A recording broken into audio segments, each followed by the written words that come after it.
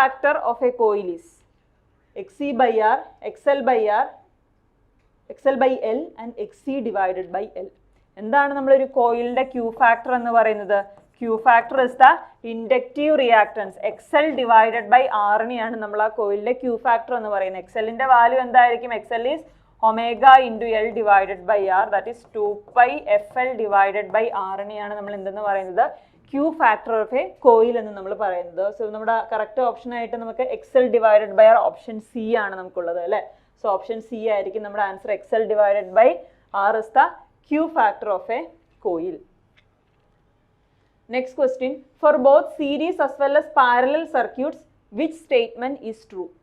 Options ഏതൊക്കെയാണ്? Voltage drops are additive, powers are additive, resistances are additive, currents are additive. നമ്മളൊരു parallel ഒരു series circuit ഞാൻ എടുത്തു കഴിഞ്ഞാൽ അതിന് അക്രോസ് ആയിട്ട് വരുന്ന വോൾട്ടേജ് V ആണെങ്കിൽ നമുക്കറിയാം സെയിം കറണ്ട് ആണ് ഈ രണ്ട് റെസിസ്റ്ററുകളുടെയും ഫ്ലോ ചെയ്യുന്നത്. അറ്റ് ദ സെയിം ടൈം എന്താണ്? വോൾട്ടേജ് ഡ്രോപ്പ് ഡിഫറെൻ്റ് ആയിരിക്കും അല്ലേ? അതായത് R1 അക്രോസ് ആയിട്ടുള്ള വോൾട്ടേജ് ഡ്രോപ്പ് V1 ഉം R2 അക്രോസ് ആയിട്ടുള്ള വോൾട്ടേജ് ഡ്രോപ്പ് V2 ആണെങ്കിൽ നമുക്ക് സീരീസ് സർക്യൂട്ടിൽ എന്ത് പറയാൻ പറ്റും? കറണ്ട് സെയിം ആണ്, വോൾട്ടേജ് എന്ന് പറയുന്നത് എന്താണ്? അഡിറ്റീവ് ആണ് അല്ലേ? ടോട്ടൽ വോൾട്ടേജ് എന്ന് പറയുന്നത് V1 പ്ലസ് V2 ആയിരിക്കും. ഇനി നമ്മളൊരു പാരലൽ സർക്യൂട്ട് നമ്മൾ എടുത്തു കഴിഞ്ഞാൽ എന്താണ്? പാരലൽ സർക്യൂട്ടിൽ നമ്മൾ നോക്കിക്കഴിഞ്ഞാൽ നമുക്കറിയാം കറണ്ട് I എന്ന് പറയുന്നത് രണ്ട് കറണ്ട് ആയിട്ട് ഡിവൈഡ് ചെയ്യും, I1 I2 ആയിട്ട് ഡിവൈഡ് ചെയ്യും. പക്ഷേ വോൾട്ടേജ് എന്ന് പറയുന്നത് എന്തായിരിക്കും? വോൾട്ടേജ് സെയിം ആയിരിക്കും. സോ ടോട്ടൽ കറണ്ട് I1 എന്ന് പറയുന്നത് I1 പ്ലസ് I2 ആയിട്ടാണ് വരുന്നത് അല്ലേ? അപ്പോൾ നമുക്ക് എന്താണ്? പാരലൽ സർക്യൂട്ടിൽ കറണ്ട്സ് ആർ അഡിറ്റീവ്, പക്ഷേ വോൾട്ടേജ് എന്ന് പറയുന്നത് സെയിം ആണ്. ഇനി രണ്ട് സർക്യൂട്ടിൽ നമുക്ക് പറയാൻ പറ്റുന്ന എന്ത് മാത്രമേ ഉള്ളൂ? രണ്ടിലും പവർ എന്ന് പറയുന്നത് എന്തായിരിക്കും? അഡിറ്റീവ് ആയിരിക്കും. അതായത് ഇവിടുത്തെ ഈ റെസിസ്റ്റർ കൺസ്യൂം ചെയ്യുന്ന പവർ പ്ലസ് ഇത് കൺസ്യൂം ചെയ്യുന്ന പവർ അതിൻ്റെ അഡിറ്റീവ് ആണ് വരുന്നത്. അതുപോലെ തന്നെ ഇവിടെയും എന്താണ്? അഡിറ്റീവ് ആയിട്ടാണ് വരുന്നത്. അല്ലാതെ കറണ്ട് വോൾട്ടേജ് എന്ന് പറയുന്നത് നമുക്ക് ഒരിക്കലും ഒരു സീരീസ് സർക്യൂട്ടിലും പാരലൽ സർക്യൂട്ടിലും ഒരുമിച്ച് ക്ലബ് ചെയ്ത് നമുക്ക് പറയാൻ പറ്റില്ല. നമുക്ക് എന്തേ രണ്ടിലും ക്ലബ് ചെയ്ത് പറയാൻ പറ്റുള്ളൂ? ദ പവർ എന്ന് പറയുന്നത് രണ്ട് സർക്യൂട്ടിലും എന്താണ്? അഡിറ്റീവ് ആണെന്നേ നമുക്ക് പറയാൻ പറ്റുള്ളൂ അല്ലേ? സോ ഓപ്ഷൻ ബി ആയിരിക്കും നമ്മുടെ ആൻസർ. Powers R additive. അല്ലാതെ വോൾട്ടേജോ കറണ്ടോ അഡിറ്റീവ് അതൊരു സ്പെസിഫിക് സർക്യൂട്ടിനെ നമുക്ക് പറയാൻ പറ്റുള്ളൂ. ഇപ്പോൾ സീരീസ് സർക്യൂട്ടിലാണെങ്കിൽ നമുക്ക് വോൾട്ടേജ് അഡിറ്റീവ് എന്ന് പറയാം. നമുക്ക് പാരലൽ സർക്യൂട്ടിലാണെങ്കിൽ കറണ്ട്സ് അഡിറ്റീവ് എന്ന് പറയും. പക്ഷേ രണ്ട് സർക്യൂട്ടും ക്ലബ് ചെയ്ത് പറയുമ്പോൾ നമുക്ക് എന്ത് പറയാൻ പറ്റും? പവേഴ്സ് ആർ അഡിറ്റീവ് എന്ന് നമുക്ക് പറയാൻ പറ്റും അല്ലേ? സോ ഓപ്ഷൻ ബി ആയിരിക്കും answer. Next question, dynamometer type instruments can be used for. Dynamometer type instruments നമുക്ക് എവിടെ യൂസ് ചെയ്യാൻ പറ്റും? AC-യിലും DC-യിലും നമ്മൾ യൂസ് ചെയ്യാൻ പറ്റും. ഈ ക്വസ്റ്റ്യൻസ് നമ്മൾ കുറേ ക്വസ്റ്റ്യൻ പേപ്പറിലായിട്ട് നമ്മൾ സെയിം ഡിസ്കസ് ചെയ്തുകൊണ്ടിരിക്കുന്നതാണ് അല്ലേ? AC-യിലും DC-യിലും യൂസ് ചെയ്യാൻ പറ്റുന്ന ഒരു ഇൻസ്ട്രുമെന്റ്സ് ആണ് ഏത്? ഡൈനാമോമീറ്റർ ടൈപ്പ് ഇൻസ്ട്രുമെന്റ് എന്ന് പറയുന്നത്. സോ ഓപ്ഷൻ സി ആയിരിക്കും നമ്മുടെ answer, both AC and DC.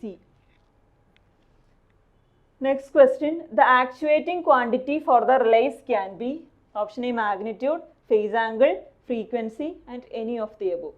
അതായത് ഒരു റിലേയുടെ ആക്ച്വേറ്റിംഗ് ക്വാണ്ടിറ്റി നമുക്കറിയാം. ഒരു റിലേ അബ്നോർമൽ കണ്ടീഷൻ സെൻസ് ചെയ്യുന്നത് എങ്ങനെയാണ്? നമ്മൾ ആ പവർ സിസ്റ്റത്തിൻ്റെ പല ലൊക്കേഷൻസിലും നമ്മൾ PTs ആൻഡ് CTs നമ്മൾ പ്ലേസ് ചെയ്തിട്ടുണ്ടാവും അല്ലേ? സോ ഈ PT-ന്ന് കിട്ടുന്ന വോൾട്ടേജും CT-ന്ന് കിട്ടുന്ന കറണ്ടും അത് മെഷർ ചെയ്തിട്ടാണ് നമ്മൾ എന്ത് പറയുന്നത്? നമ്മൾ ഒരു അബ്നോർമൽ കണ്ടീഷൻ നമ്മൾ സെൻസ് ചെയ്യുന്നത്. അബ്നോർമൽ കണ്ടീഷൻ സെൻസ് ചെയ്യാൻ വേണ്ടിയിട്ടാണ് നമ്മൾ റിലേസ് യൂസ് ചെയ്യുന്നത് അല്ലേ? സോ റിലേ വോൾട്ടേജ് അല്ലെങ്കിൽ കറണ്ടിൻ്റെ എന്ത് സംഭവിക്കും? അത് സെൻസ് ചെയ്യുന്ന മേ ബി അത് മാഗ്നിറ്റ്യൂഡ് ആയിരിക്കാം, അല്ലെങ്കിൽ ചിലപ്പോൾ അതിൻ്റെ ഫേസ് ആംഗിൾ ആയിരിക്കാം, അല്ലെങ്കിൽ ചിലപ്പോൾ അതിൻ്റെ ഫ്രീക്വൻസി ആയിരിക്കാം, ഏത് വേണമെങ്കിലും ആയിരിക്കാം. അത് ആക്ച്വേറ്റിംഗ് ക്വാണ്ടിറ്റി ആയിട്ട് നമ്മുടെ റിലേ ആക്ച്വലി എടുക്കുന്നത്. സോ നമുക്ക് എന്തായിരുന്നു? ഓപ്ഷൻ ഡി ആയിരിക്കും വരുന്നത്, എനി ഓഫ് ദി അബവ്. അല്ലെങ്കിൽ വോൾട്ടേജ് അല്ലെങ്കിൽ കറണ്ടിൻ്റെ ഏത് വാല്യൂ വേണമെങ്കിലും ആവും, വെദർ ഇറ്റ് ബി മാഗ്നിറ്റ്യൂഡ് അല്ലെങ്കിൽ ഫ്രീക്വൻസി അല്ലെങ്കിൽ ഫേസ് ആംഗിൾ ഏത് വേണമെങ്കിലും നമുക്കൊരു റിലേയുടെ ആക്ച്വേറ്റിംഗ് ക്വാണ്ടിറ്റി ആയിട്ട് നമുക്ക് എടുക്കാവുന്നതാണ്. സോ ഓപ്ഷൻ ഡി ആയിരിക്കും നമ്മുടെ answer, any of the above. Next question, the unit of relative permeability. Henry per metre, henry per square metre, dimensionless. നമുക്കറിയാം റിലേറ്റീവ് പെർമിയബിലിറ്റി എന്ന് പറയുന്നത് നമ്മൾ μr എന്ന് പറയുന്ന ലെറ്റർ വെച്ചിട്ടാണ് നമ്മൾ റെപ്രസെൻറ്റ് ചെയ്യുന്നത് അല്ലേ? μrൻ്റെ എങ്ങനെയാണ് നമ്മൾ പറയുന്നത്? μr is the flux density in medium divided by flux density in vacuum എന്നാണ് നമ്മൾ പറയുന്നത് അല്ലെ? ഒരു μrൻ്റെ ഒരു എക്സ്പ്രഷൻ നമ്മൾ പറയുന്നത് അല്ലെങ്കിൽ ഒരു ഡെഫിനേഷൻ നമ്മൾ പറയുന്നത്. It is the flux density produced in a medium divided by the flux density in vacuum. അതിനെയാണ് നമ്മൾ റിലേറ്റീവ് പെർമിയബിലിറ്റി എന്ന് പറയുന്നത്. സോ ഇവിടെ നോക്കുമ്പോൾ നമുക്കറിയാം രണ്ടും ഒരേ ഡയമെൻഷൻ ആണ് അല്ലേ? അപ്പോൾ എന്ത് സംഭവിക്കും? രണ്ടിൻ്റെ ഡയമെൻഷൻ ക്യാൻസൽ ആയി. μr എന്നായിരിക്കും? μr എന്ന് പറയുന്നത് എന്തായിരിക്കും? ഒരു ഡയമെൻഷൻ ലെസ് ക്വാണ്ടിറ്റി ആയിരിക്കും. പക്ഷേ നിങ്ങളോട് മ്യൂവിന്റെ വാല്യൂ ആണ്, അതായത് പെർമിയബിലിറ്റിയുടെ യൂണിറ്റ് ആണ് നിങ്ങളോട് ചോദിച്ചിരിക്കുന്നത്. അതിന്റെ യൂണിറ്റ് എന്തായിരിക്കും? അതിന്റെ യൂണിറ്റ് എപ്പോഴും ഹെൻറി പെർ മീറ്റർ ആയിരിക്കും. പക്ഷെ റിലേറ്റീവ് പെർമിയബിലിറ്റി എന്ന് പറയുന്നത് എന്താണ്? പെർമിയബിലിറ്റി രണ്ടും നമ്മൾ റിലേറ്റീവ് ചെയ്യുന്നത്. റിലേറ്റ് ചെയ്യുമ്പോൾ എന്ത് സംഭവിക്കും? രണ്ടിന്റെയും യൂണിറ്റ് ക്യാൻസൽ ആയി ഒരു ഡയമെൻഷൻലെസ് ക്വാണ്ടിറ്റി ആയിരിക്കും നമുക്ക് കിട്ടുന്നത്. So relative permeability is A dimensionless quantity. നോക്കണം, ക്വസ്റ്റ്യൻ നോക്കുമ്പോൾ വെറും പെർമിയബിലിറ്റി എന്ന് മാത്രമേ ഉള്ളെങ്കിൽ അതിന്റെ യൂണിറ്റ് ഹെൻറി പെർ മീറ്റർ ആണ്. റിലേറ്റീവ് പെർമിയബിലിറ്റി ആണെങ്കിൽ that is a dimensionless quantity.